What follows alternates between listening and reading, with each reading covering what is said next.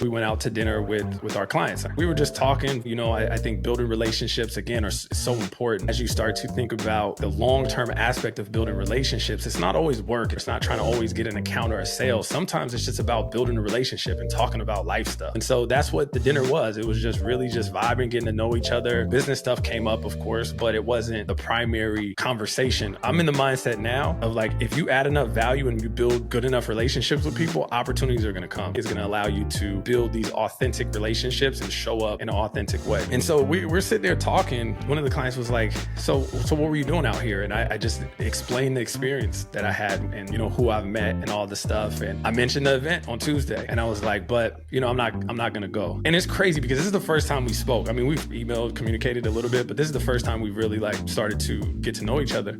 And she was like, God is telling me that you need to go, that if he opens up doors, this is what you've been asking for. And you need to be able to do this. If people ask you to be somewhere, you need to show up, because then it shows them that you value them and they're giving you access to spaces that normally a lot of people can't get access to. And it was so weird because it felt like she had full context of kind of what I had been thinking about, what I had been going through and all this stuff. And so she essentially talked me into going to the event. And I was like, okay, all right, I'm gonna go.